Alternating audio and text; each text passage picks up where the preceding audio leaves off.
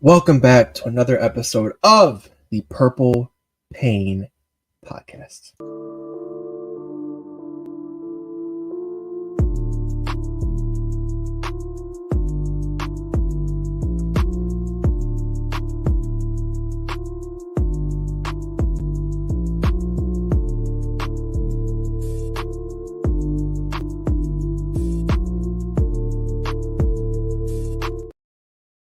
Yes. Welcome back to episode 209, the Justin Tucker episode, the Steve McNair, the Gray Montgomery, and the Wade Ritchie episode of the Purple Rain Podcast. Most importantly, Justin Tucker, greatest kicker of all time. Don't at me. Yeah.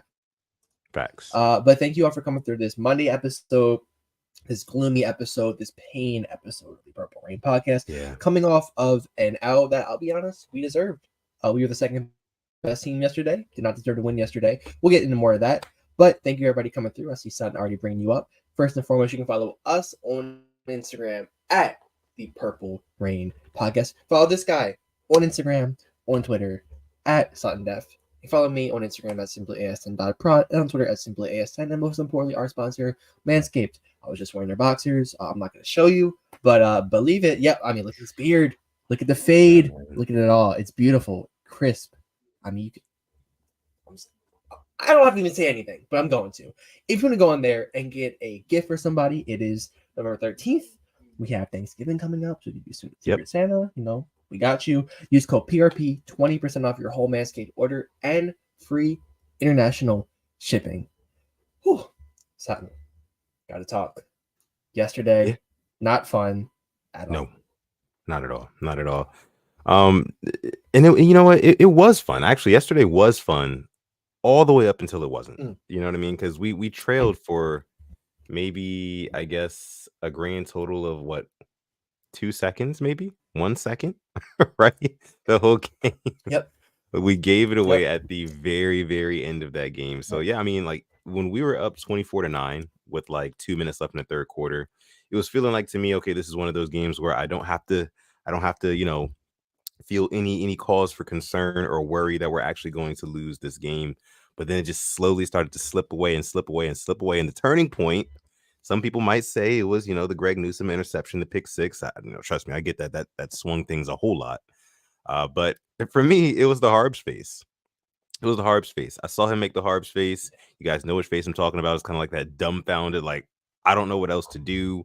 We're kind of defeated right now. That face, you know, and whenever Harbaugh makes that face, you can pretty much say it's safe to assume that the Ravens are probably going to lose that football game. It's just how it's been. It's like a science. Honestly, it should be studied. No, because I remember he made it against the Steelers. He made it last year against Jacksonville. We lost both of those games. I think when he makes that face, we're most likely going to lose. I need to get a percentage. You know, I need the AWS Next Gen Stats to give us that. I really do. Exactly. That would be much appreciated. And you're right.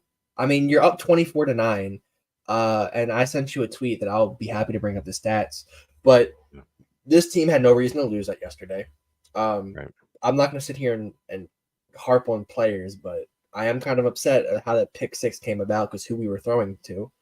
Sorry, 42 should not be a target in the pass game at all. I'm going to keep saying it. I might be his number one hater. He's an amazing blocker. I'm sorry, I don't want to see him with the ball. There's no reason why Mark Andrews should have only 2 catches yesterday. 2. Yeah. Like, he is our best. Like, imagine Travis Kelce having 2 catches in a game. It's happened, obviously. I would say, yeah, he had like 2 or 3 when they played in Germany a couple weeks ago, I think.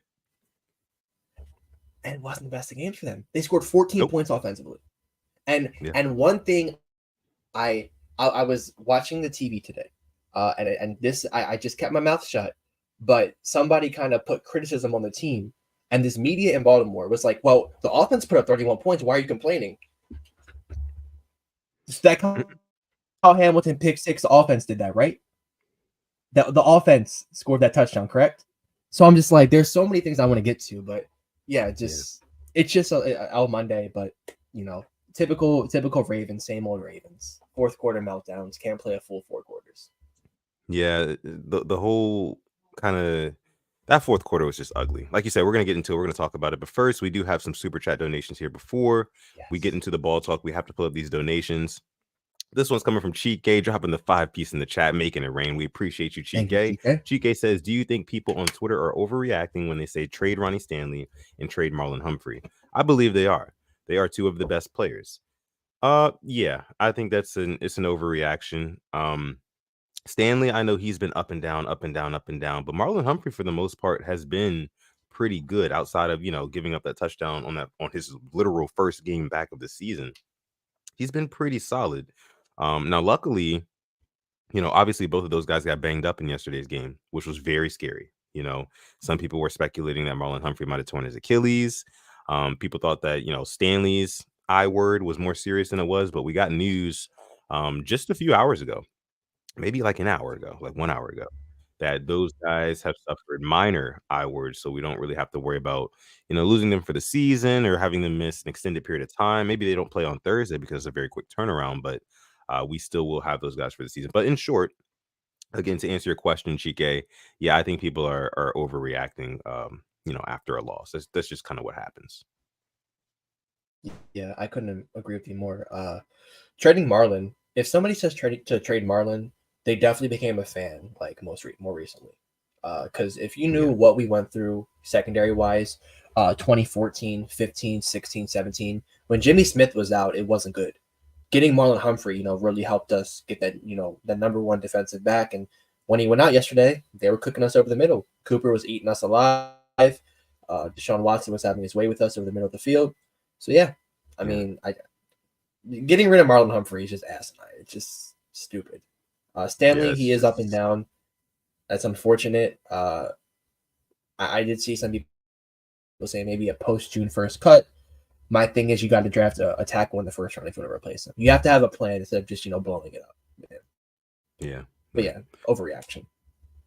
Now, we do have another super chat donation. This one's coming from Mystic Max himself, dropping the 10-piece in the chat. Thank you so much, Max. We appreciate you making it absolutely rain here on episode 209 of the Purple Rain podcast. Max says, how come every time we win, it's the players, and when we lose, it's the coaches?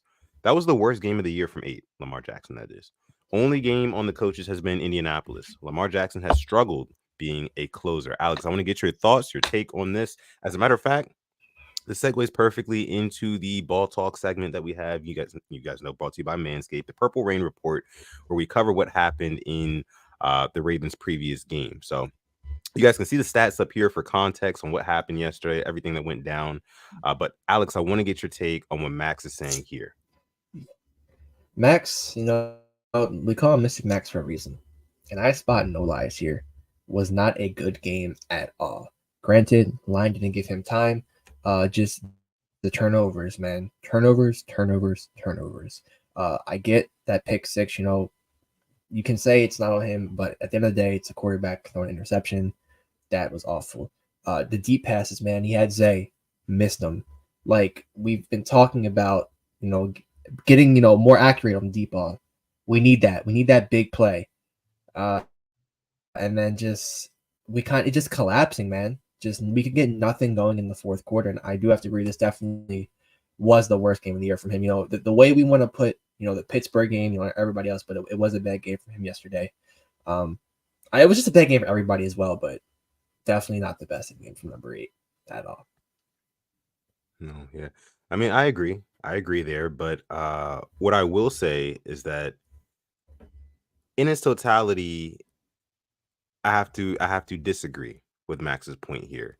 And the only reason why I say that I disagree and that I don't put the blame on Lamar Jackson is because it was the offensive line. I mean, he was under constant duress, and not even just the offensive line as a reason why we lost that game. The defensive line as well, just the trenches in general, did not get it done yesterday, period. And if you go back and you look at all the games this season that we've lost, a common theme is that the offensive line is getting blown up, getting pushed around, and Lamar Jackson is under constant duress. Oh, yeah, by the way, all 3 of those games we lost have been super duper close games. So even when the Ravens are losing in the trenches, somehow this team finds a way to still be competitive and find themselves late in ball games in a very tightly contested contest. So I just can't really put the blame on Lamar Jackson for this one when I see, edge rushers flying by his helmet, in a game where he has to kind of step up and make these extra moves and whatnot. And process things on a way faster level than he normally would. Like his QB clock is a lot more sped up when the offensive line is getting dominated the way that they were. So, with that being said, I can't really put the blame on Lamar Jackson. Now, those 2 interceptions, the first one, I didn't even agree. Listen, let me just say this. That first interception where he was like it was a miscommunication with Bateman. I don't even think that they should have been passing on that down at all. At least not allowing Lamar to just drop back and do whatever, because this was one play after he gets absolutely leveled along the sideline, right? And it was bad too. So I mean, like, why put him back in there and have him drop back and throw immediately? I didn't get that one. Maybe he hadn't shaken off the cobwebs all the way yet, but then the second one, of course, it gets tipped at the line of scrimmage, and then Greg Newsome is right there, and rest is history. But like I said again, I can't really put this blame on Lamar. I can't put the blame on Lamar Jackson like that. I think it was just fundamentally we did not do the things that we needed to win. And what's so interesting about that game yesterday? In hindsight, for the majority of the game, we were winning the football game, but we weren't winning that football game. Let me explain what I mean. So we were winning that football game, right? In terms of the score, right? We were ahead on the scoreboards, but we were losing in all the fundamental areas that you need to be really, really good at in order to be a good football team and win games and close games. So example, again, in the trenches, we lost there. And we were losing there damn near all game. You know what I mean? So that was a huge reason why, the Ravens lost this game, and they just weren't able to bring it home because they were getting pressure on us, on Lamar Jackson. And then another thing, on the other side of the football, we couldn't stop the run. Okay, we couldn't stop the run. If you guys look at the running numbers right there, you got Jerome Ford with 17 carries for 107 yards. 107 yards. Okay, going into this game, we were only allowing about 90 yards on the ground. So for one guy to come in there and get 107 yards, that tells you we were getting pushed around up front. And I was upset about it, like visibly angry at my television screen while I was watching this game, even while we're up, 2, almost 3 possessions, because we were losing in that fundamental area, and I knew that that could honestly come back to bite us in the end, and it did. So it's just, yeah, like I said, I can't put the blame on Lamar Jackson for this one. He does deserve some blame. I will say that. It's a team sport. He deserves some blame for it, but we just lost in the trenches. Those guys were not ready to go. They were more physical than us, and it showed. That's what happens in divisional matchups. But we do have another super chat donation I want to bring up really quick. This one's coming from Manny Mastromonalis. I think I pronounced that correctly. Yeah, thank you. Thank you so much for dropping the 2-piece in the chat, making it rain here. It says Marcus Williams should just get surgery. So that's a totally different topic than what we were talking about right now. Yeah. But yeah, what are your thoughts on Marcus Williams? Liability tackling, huge liability. It was one of the throws to Cooper over the middle. Marcus Williams just whiffed. The one arm. Yep. If it isn't broke, don't fix it. I know he wants to be out there. It's just like I don't think Marlon should have played yesterday. I don't think the blessing in disguise is that the Bengals also lost, but that's not how I want to win this division. I don't have to be like, oh well, at least this team lost since we lost. No, like win these fucking games, bro. There's no reason. Like, I think what I'm more upset about is the Cleveland Browns walking into M&T Bank, out physically us, bitching us basically because they blew up Lamar Jackson on the sideline thanks to Makari backing him up, but they're just more physical than us all around. Yeah, and I can't believe I had the audacity to even sit here and talk about 2000 defense. This defense, like letting Deshaun Watson walk down us. That's kind of what pissed me off is they came into our house and kind of celebrating, and but they deserve it. They just, like you said, trenches. They were more physical than us. I'm putting blame on the players, but goddamn, I'm putting blame on the coaching as well because it's the same shit year and out I've seen with John Harbaugh non-stop. It's the same thing. And the players change. The coordinators change. Yeah. Head coach doesn't change. Yeah, and let's kind of talk about the head coach, John Harbaugh, because I've seen a lot of people on the internet today kind of giving their sentiments about how he should be in the hot seat. this is something that's been talked about over the past couple of seasons, especially with the Ravens having a clear ceiling. That's been shown over the past couple of years. What do you think? What are your thoughts on Harbaugh? Well, actually, let me put it like this. Alex, and everybody else listening right now. Hypothetically speaking, if the Ravens in this season, let's say 14-3, right? 14-3. Let's say we That's win not out. good. I Sure. like that. Hypothetically, but Yeah, let's say I got you. okay. Well, let's say like 13-4 or like 12-5, Okay. right? Let's say we go 12 and Okay. 5 and we make the playoffs, wild card, of course, and we win the first game and we lose in the divisional round. Should Harbaugh still have his job next season? No, but you know what's gonna happen. You know what's gonna happen. I mean, you look at we haven't made an AFC championship since we won the Super Bowl in 2012. Right. The fucking Jaguars made it more recently than us. Jacksonville.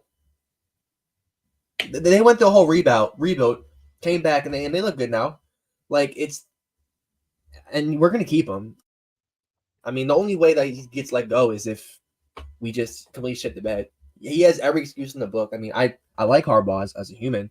As a coach, I feel he's too conservative. I'm gonna just read some stuff to you real quick. The Ravens were the first team in NFL postseason history.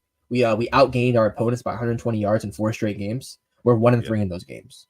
I'm just gonna go through some awesome stats I saw on the world of Twitter today.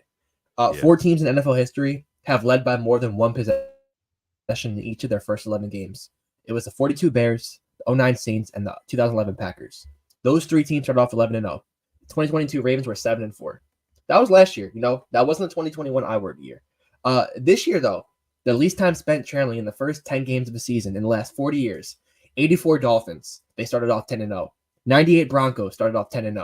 The 1990 Giants 10-0. 2007 Patriots 10-0. The 2023 Ravens 7-3. 7-3, and we've only trailed 28 minutes. I got one more for you. The Ravens became the first team in the NFL in 12 years to lose a game in which they were led by 21 or more points in the fourth quarter. That was the Dolphins game last year. It's just a whole thread of how this team just collapses nonstop. Yeah. And what's interesting about that is that this is right. This is over multiple eras of players. So with that being said, it really is an indictment on Harbaugh, because you can't just point to like, oh, well, these players and that players, and this team wasn't as good as that team, whatever. Like, no, I mean, we've been blowing leads. I don't want to say, dare I say, consistently for the past decade almost. You know what I mean? So like that seems like a coaching thing. It's a common theme. We wish it wasn't. Manny, 20 as a super chat right here again, says Harbs is a special teams guy. How are we so bad at special teams? Why are we getting our kicks blocked so many times? Field goals, extra points. Why is that? And thank you, Manny. He is a special teams coach. Why is this happening? We had a punt block against the Steelers. Why? Yeah. Why? Yeah. I don't know. Definitely some interesting choices coming from Harbaugh lately. Now, here's one question from Lisa. Says, what was John Harbaugh thinking not keeping Keaton Mitchell in the game? So obviously, coming after last game, we expected Keaton Mitchell to have a much bigger workload coming into this one. And it seemed like early on that was going to be the case, right? I mean, he comes in early. Mm-hmm. Me personally, I was kind of concerned, right? I was concerned that, Keaton Mitchell was going to come in. His first couple snaps would be, average, maybe like 3 yards here, maybe a 4-yard, 5-yard gain there. And then they kind of say, okay, the hype's died down. He's not going to break off a big run every single time. So let's just rotate in Justice Hill and Gus Edwards a lot more. No. Keaton Mitchell started the game off with a bang. Scored our first offensive touchdown. You know what I mean? Like takes it to the house from damn near midfield on the second drive of the game. Or was that our first offensive drive? Can't remember. One of the two. Our first offensive drive. Yep. Okay, yeah. So on our first offensive drive of the game, he breaks open a big one. That home run ability we're talking about, like, literally on the first drive, home run ability. And for us to not see him more consistently throughout that game did definitely bother me. But I sort of understand why from the standpoint of, again, Lamar Jackson was under constant pressure yesterday. And we had to get guys like Gus Edwards in there to chip block. Justice Hill, who, obviously is not very good in pass protection, I think that they favor him over Keaton Mitchell at this very specific time because, Keaton Mitchell, what is like 190 pounds, he's a rookie, undrafted free agent. They don't really trust him there yet, right? So I got that from that standpoint, but you have to get this kid more touches. You have to get the ball in this guy's hands because you've seen what he can do to a defense if he has some open space. And it's not all just like shiftiness. I'm gonna get around you. I'm gonna get around you. Not like a Zay Flowers type. Just like, there's the hole right there. I'm gonna take full advantage of this hole. I'm gonna be faster than everybody else in the defense. And that's what we saw again. They went away from it. What are your thoughts? Yeah, I mean, he had the catch for 32 yards, the screen. He took that. It's just J.K. Dobbins all over again last year. We saw what he was doing, even on a bad knee. And, I don't know. It's just we just do the same thing over and over again. It's just the definition of insanity. I don't know why I didn't really get my hopes up, but I'm like, oh, wow, this is a really good team. Enjoy the week. Shit, was I wrong? Because I definitely didn't enjoy the fourth quarter yesterday at all. It's just questions that we've been asking for the past couple of years now. And I don't think we're going to get answers at all. We got 70 people watching live right now, though. Thank you guys so much for joining. Make sure you like the video, subscribe to the channel as well. Alex, were you still saying something? I think you were cutting out a little bit. Yeah, I was just saying that, Harbs is next door neighbor is Eric DaCosta. So I doubt he is going anywhere. Tell you that. Yeah. Well, a little favoritism going on in the Castle Country Club. As we know. Get the lemonade. Put the little umbrella in there. So what we want to do, guys, is we want to get you guys' thoughts on the game. If you have any questions about anything, make sure you drop it down in the chat room right now. We're gonna go ahead and bring those up on screen. Not gonna stream too long tonight. Got some other things to do, but we definitely want to have a good conversation with you guys. Manny pulling up again from downtown. I think this is the third one. It's a hat trick for him. Thank you so much for another super chat donation. Says we needed a spark when the Browns were coming back. Keaton Mitchell is our most electric player right now. Barely any tape on him. Teams don't know him. Yeah, I think the only issue is, thank you so much again, Manny. We appreciate it. But I think the only issue is, like I said before, I think that the Browns, they got to a point where they kind of knew if Keaton Mitchell is in the backfield, he's probably getting the ball, because I don't think that they were going to have him in pass protection all that much. So they're able to kind of like key in on that. And you saw it like in that one, I think he lost like 6 or 7 yards on one run. Yeah. Everybody in the building knew where the football was going on that play. And, that's why. So, but I agree. I think I just saw a news report come out, and I don't know how valid it was, but they were saying that Keaton Mitchell, he's going to have a larger workload starting this Thursday against the Cincinnati Bengals. And that's something I would love to see. I need 10 plus carries from him. Oh my God. Yes. I'm right there with you. And this is to me, probably our biggest game, I'd say, me personally, in a while. I mean, I know every game's big, but just kind of what we're going through now. If you go to 8-3 is kind of like we were 8-3 in 2021, but it'd be a different 8-3 feeling. I feel like we were just kind of escaping games. We had our blowout wins, but going 8-3 against the Bengals, you're up a couple. I think you'd be a 3-game lead on the Bengals now, or a 2 or a 3-game lead, and you'd go maybe 3-2 in our division. Now we're 2-2, which kind of tough. We got to be over 500 to win the division. So you got to beat the Bengals, beat the Steelers, so we can win a division. But I mean, this game on Thursday, I just can't really talk about how big it is, and it's just huge. hope the boys are ready. Just the fact that it happens to be on prime time as well, under the lights. Thank God it's at the bank. It's going to be a tough one. It's going to be a tough one. Both teams coming in there pissed off. You know what I mean? You've got the Bengals who are just coming off of a loss against the Texans yesterday, and shout out to my boy CJ Stroud getting that done. Should be an MVP conversation. I mean, low key. So. I mean, we talking about offensive rookie of the year, but I mean, the boy's been balling out. So we might have to, start a dialogue, as Charles Barkley once said. But anyway,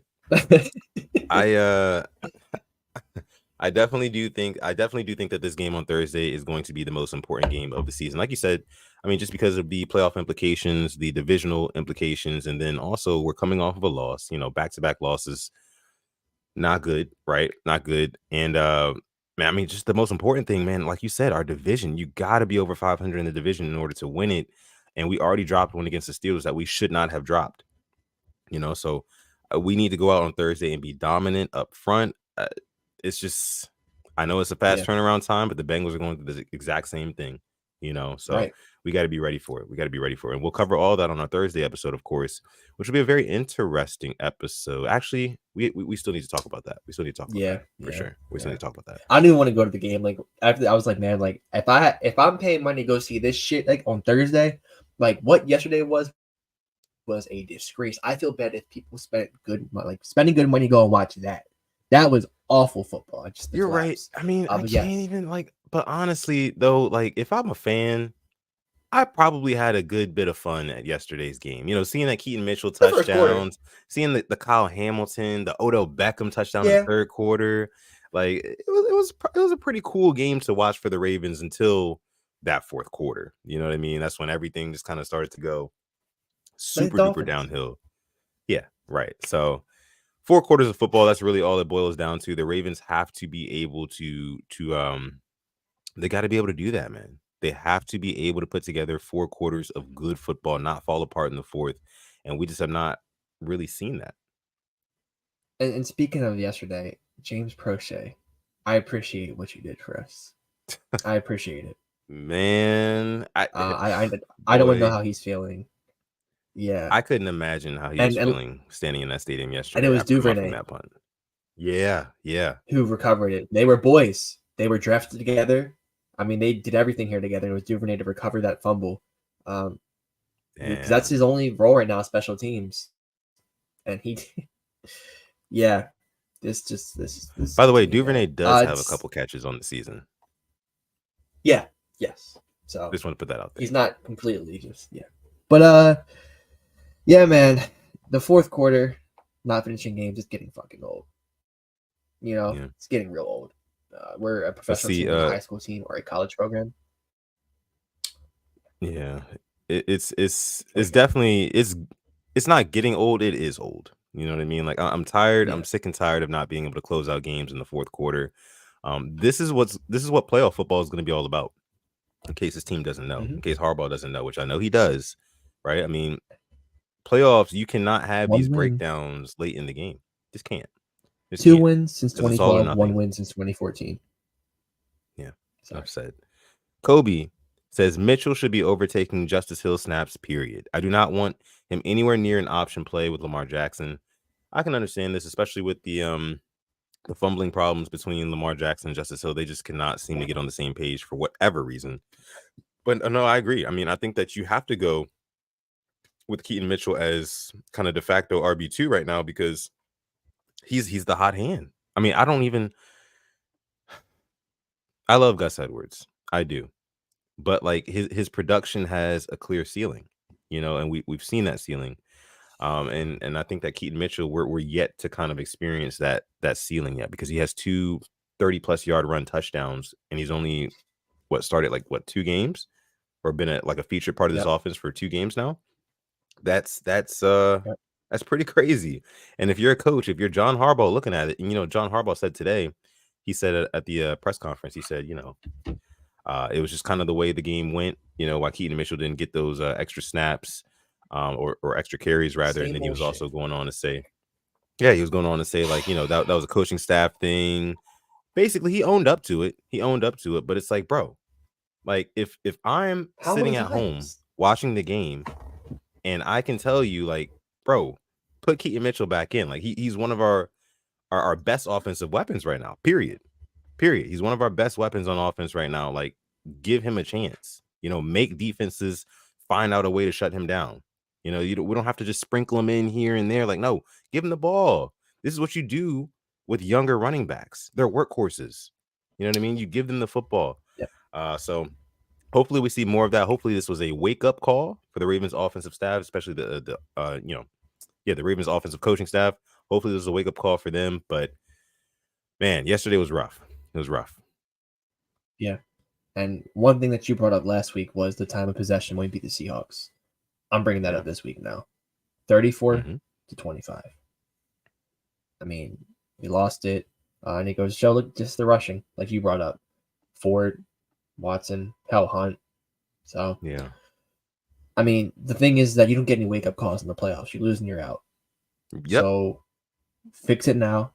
Like I said, one playoff win since 2014. Yeah, one. Yeah. And this is your coach. He's not my coach of the year. That's all I'm gonna say. Not my coach No, of the year. Wake up. definitely not coach of the year for sure. Man, it's just I'm dumbfounded at how this team looks so dumbfounded sometimes, especially late in games. And Harbaugh's the ringleader of it all with that face, and it's just like we said, it's not getting old, it is old, because we know what this team is Yep. capable of.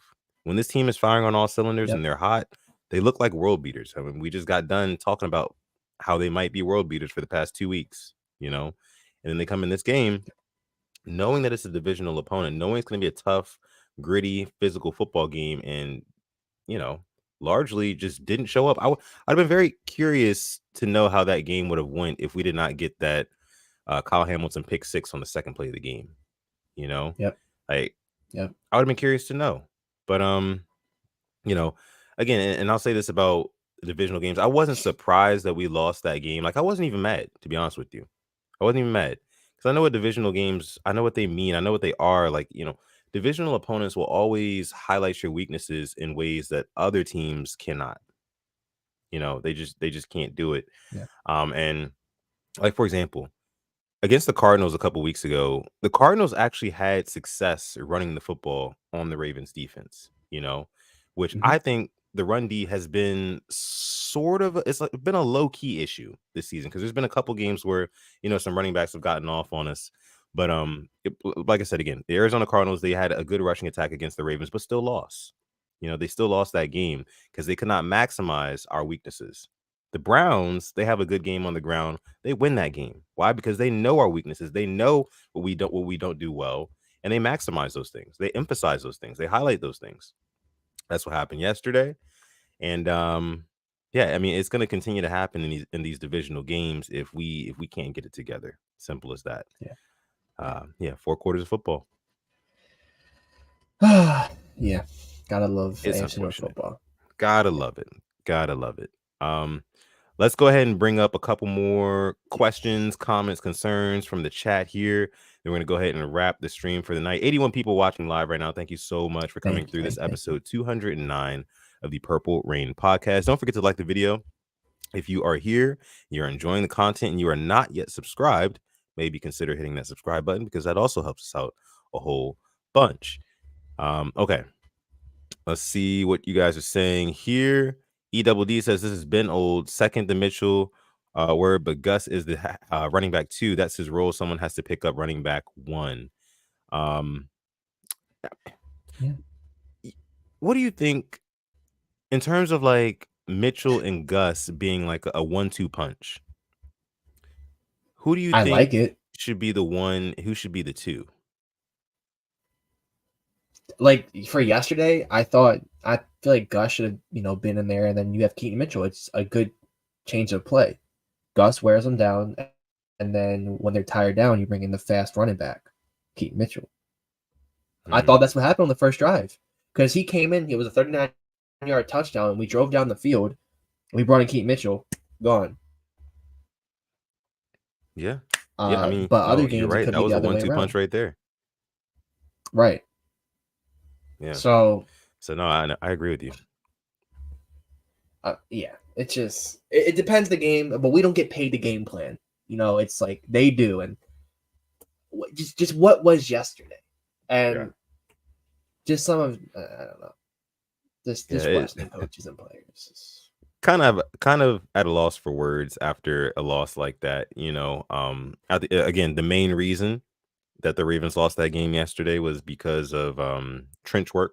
We lost on the offensive line, lost on the defensive line, and at the end of the day, that's going to lose you a football game 90% of the time. Probably about 95% of the time. Cheat Gay with another super chat donation. We appreciate you so much, Cheat Gay. Dropping the 2-piece in the chat. Says, who gets the 7th seed in the AFC playoff, guys? The 7th seed. I don't know. Right now, I don't care. Just because how the Ravens piss me off. But wouldn't be surprised if the Raiders sneak in. They're playing some good ball. Just they need to put up more points. But they're playing for each other, which they weren't doing before. Yeah. Maybe the Chargers turn it around. It's another one I was thinking as well. Man, the Chargers, your favorite team, your favorite quarterback, proving you right. Yeah. Okay, let's see. Take a couple more from you guys. DG says Keaton is getting the JK rookie treatment. Yeah, you guys know that this coaching staff, it has trust issues when it comes to young running backs, and we've seen it over the years. Dobbins, we've seen it with Tyson Williams a couple years back. It's just, it happens, and Harbaugh, he really wants to make sure that these guys are good in all facets of the game, not just breaking off big runs. You got to be able to block, you got to be able to do all the other things as well. And you also have to protect the football. That's another huge thing that Harbaugh just cannot stand. It drives him crazy, which, believably so. But yeah, he's getting the rookie treatment right now. Hopefully, with what this report came out today is true, that they are going to give him an uptick in carries because he deserves that. He's earned it. He's literally earned it right now. Like, you can't tell me shit if you're a Ravens coach right now. Like, you can't tell me that, oh no, we still need to work him in. Like, no, he's got 2 touchdowns in 2 games. Those are off of 2 huge runs. You know what I mean? Like, it's just, it wouldn't make any sense for us to not give him anything less than 8 or 9 carries at least. At least. You know what I mean? I'm right there with you. If it's up to me, you give the kid 10 carries and hope he breaks off 2 of them, right? Even like, a check down he's taking. Yeah. Bro, exactly. I'm sorry. Let's not check it down to Pat Ricard, bro. I don't want to see Keaton Mitchell out there. Yeah. Like, that still pisses me off. Like, when you throw to him, it's not going to be good. He had that one against the Lions for 40-some yards. He was butt crack open this time. I mean, there's a guy right there, and he tipped it. So, yeah. Sorry. Just, I don't want to see Pat Ricard ever really running routes. I mean, only time I ever want to see him running downfield, period, is if he's, part of a convoy, a blocking convoy on a big play. You know what I mean? Like, he doesn't need to be out in the flat, you know what I mean? Running, around the slot area. I just don't need to see, just don't need to see that. Don't need to see that. Pat Ricard is in there for blocking purposes. I'd say very, very short yardage purposes as well, but definitely not, leaking out as a receiver and trying to catch passes. That's just not his thing. Yeah. I see a lot of people talking about Rocky Sin in the chat. This is my biggest worry with him because we waited until like a couple weeks after and signed him. He was kind of just left out there. I don't know why people thought he was going to be this like cornerback too. He wasn't wanted for a reason. He was just out there. And there's a reason why we had, we were playing a lot more than him. Rocky Sin has made one good play. That was on Jamar Chase this year. If we really want to be a contender, he has to step it up. It's plain and simple. Yeah, they were picking on him all day. All day. Yeah. Let's see what else you guys are saying. Bryce says here, since when did the Ravens players help the opposition off of the ground? When did this team become so nice? That's another underlying problem too. Not enough dog in some of these boys. So I think what Bryce is referring to here, there was a play where Deshaun Watson gets knocked to the ground. I think Jadeveon Clowney goes to pick him up. And even in the back of my head, I mean, I was thinking, fuck it, no big deal, right? But in the back of my head, I'm thinking like, yeah, the old Ravens would have never did that. Like, would have never like helped an opposing team's player off of the ground. And I get Jadeveon Clowney's kind of new. Hell, he even used to play for the Browns. But nah, bro, that ain't what we do here. That ain't what we do here. We're not about especially Deshaun Watson, bro. Yeah. Especially there's not many Watson. There's not many people that I'd root for less than him. Like when they hit Lamar out of bounds, like I wanted somebody to get a flag and absolutely clock Deshaun Watson. I respect Patrick Queen. He lit his ass up. He hit him, and then he went and talked shit to his face. Yeah. Like more people need to fucking do that to Deshaun Watson. That's the only quarterback I'll say because for obvious reasons. But yeah, man, like I want some nastiness. I know Roquan has that in him. Uh, there's other players. I just want to see that. Like, who else have we seen that nastiness from? You know, that's what I'm waiting Yeah. for. Like the Yeah. Terrell Suggs. Like I'm not condoning it, but when Ben Roethlisberger's nose got fucked up, all right, I want to see some hits like that. All right, let's take it back. All I gotta say. Let's see. Brent I, here I just said, missed that. oh, sorry. No, you're good. You're good. I think there's like a little lag on the mics today. Brent says, when the Browns O line rallied together and pushed the running back for an extra 10 yards, it showed how much more they wanted the W than us. And yeah, you could kind of see it. You could kind of see it. Like they needed this game more than we did, like objectively speaking. And you could tell on the field, especially in that second half. And it's, again, the reason why I'm not so upset about this loss, because it kind of felt like a routine loss, if that makes sense. It didn't really feel like, of course, yes, we let the game slip away. We did blow the lead, but again, you knew we were bound to lose one like that eventually. Like Yep. it was coming, Sucks that it had to be against a divisional opponent because there's more implications with that happening, or with that being the fact. But I think we were kind of due for this one, Yeah. right before basically a back-to-back, because we got another game on Thursday. Maybe the Ravens are looking a little bit ahead to Thursday night under the lights against one of the better teams in the AFC right now. I'm not sure, but you could definitely tell that the Browns, they wanted that game yesterday more than the Ravens did. So yeah, we do have another super chat donation. Yeah, I hate to say it though. Why do you feel like it's a routine loss? You shouldn't feel that way, but you've seen Yeah, it so many times. yeah, Like that's the yeah. worst part about this. We lost in typical Ravens fashion yesterday against a divisional opponent, and like you said, we've seen way too many losses exactly like that one. Yep. Max with another super chat donation, dropping the 5-piece in the chat. Max, thank you so Thank you, Max. much. We Thank you. appreciate it. Says, I'd like to see some nastiness from the offense too. Need some of that Steve Smith energy. Like Steve Yeah. Smith. Man, Steve Smith was so bad. Man, he I can't remember. You're gonna know who the defender was when I tell you about this play, but you remember the Pac-Man deep Jones. ball. Yeah. You remember he catches the deep ball, and like he already has the step on Pac-Man Jones, and like takes him as he's already in front of him. And like And stiff just arms him and just throws him. It was amazing. It was amazing. I've never seen anybody get stiff armed like from the back. It was really wild because he like yeah. throws him too. Like that type of intensity, that type of energy is something that we have not seen from dare I say anybody on the Ravens since him, with that type of tenacity. Yeah. So Max, he hit the nail on the head with this one. We need some of that Steve Smith energy in the locker room. Like you said, Roquan Smith, he has a little bit of that dog in him. You know what I mean? Well, I don't even want Yeah. to say a little bit. He has that dog in him. I think Roquan Smith has Yeah. that dog in him. But everybody else needs to rally around him, man. And I think Kyle Hamilton said that they do kind of go as Roquan Smith goes, because he is kind of like the guy, the alpha on defense, or whatever you want to call it. But we need the rest of the team to follow suit. We need gang tackles. We need, dirty bird stuff. That's what we need. Yeah. I mean, good news. Matty B getting another sack. I think he has a dog in him personally. That always strip sack, man. I really wish we got that fumble. That Yeah. could have been the one. But it's good to see him getting back there and getting another sack.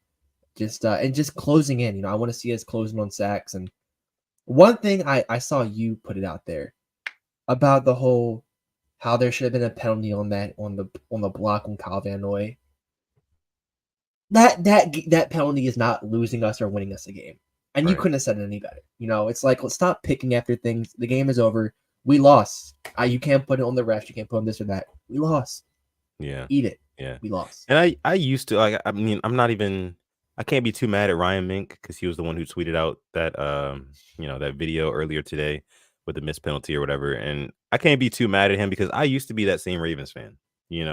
after the game, I'm trying to find every single missed call that, maybe could have potentially been the reason why we didn't win the game. But at the end of the day, that call had nothing to do with why we lost that game. Hey, Couldn't stop the run, and we got dominated in the trenches. Had too many turnovers, especially late in the game. It's just, that's a recipe for losing a game. If you can't win in the trenches, you can't stop the run, and you turn the ball over, you will lose that game every single time. 10 times out of 10. 10 times out of 10, you're going to lose that game. I don't even care if you have a points advantage. If you jump out to a 14-point lead like we did, that team can still walk you down if you cannot stop them in the trenches, if you cannot stop their run game. If you turn the football over, you will lose that game still. And that's what we did yesterday. So, okay. Let's see. I want to bring up at least one or two more comments here. About 90 people watching live now. Thank y'all so much for coming through to this episode of the Purple Rain podcast. Make sure you guys like the video. If you're new here, make sure you subscribe. We'd appreciate that. We do episodes every Monday, every Thursday at around 6 p.m. So we're reviewing games, we're previewing games, and we also talk about the rest of the teams in the NFL on Thursday too, with our pick segment, which is one of my favorite segments. All right, take one more here.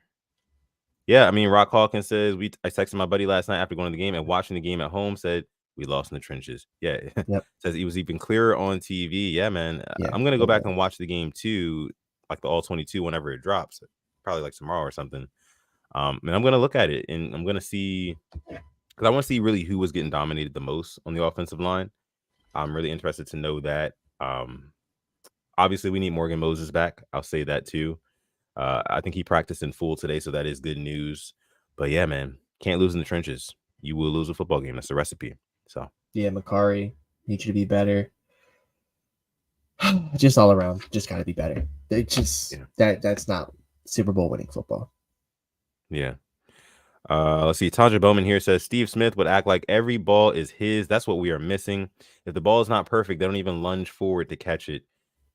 Maybe a little bit of a lack of effort from certain guys. I know I pointed that out with Rashad Bateman last week, who, I'm still expecting Bateman to get more and more work on this offense as the season goes along. I mean, yeah, go ahead. I mean, even then, like, he had 4 targets, the 2 that were missed. One was a pass breakup, and the other was intercepted. Right.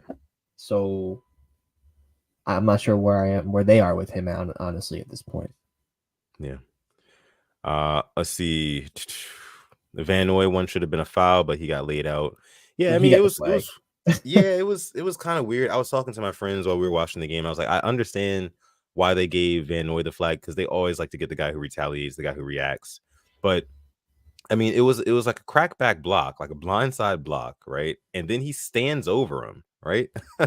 Even to the point where like Deshaun Watson literally like looks at him too. Like, I don't know if you noticed that, but it was just, I don't know why they didn't throw the flag for either unnecessary roughness or unsportsmanlike conduct, but they didn't, and here we are. But again, still, I don't think that changed the outcome of the game. So set the tone, though. I'll tell you that. Yeah, it definitely did. Definitely set the tone. And I saw somebody on my Twitter today said that, like, yeah, that was a tone-setting play. They punched us in the mouth. They were trying to send a message right there, and they did. We needed to respond physically, and I don't think we necessarily did that. Yeah.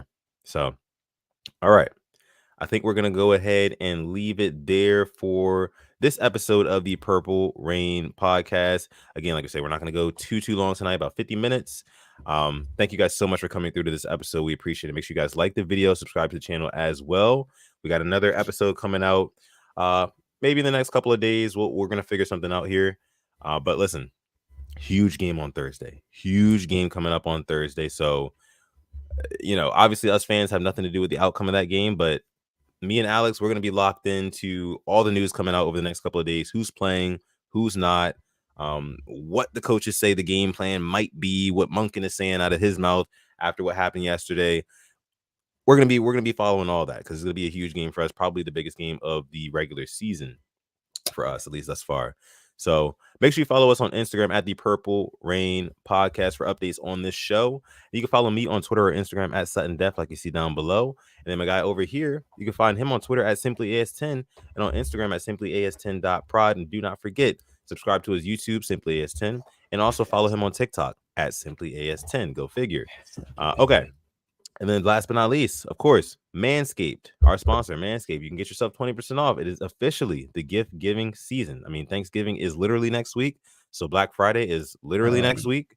So I know that you guys want to take advantage of some of those Black Friday prices. If you want to get 20% off on top of whatever deal they're running, right? Make sure you use the code PRP. You get 20% off plus free international shipping. And that is always the Talk kicker. about it. Again, thank you guys so much for coming out to this episode. My name is Sutton Def. That's Simply AS10. And with that being said, I'm going to let my guy Simply AS10 take us out. Thank you. Coming through episode 209 of the Purple Rain podcast. And as always, stay positive, test negative. Yeah. We're on to Cincinnati. And like we always say, never, ever, ever forget, even on the rainiest of days, to call God. This has been episode 209 of the Purple Rain podcast. We're going to catch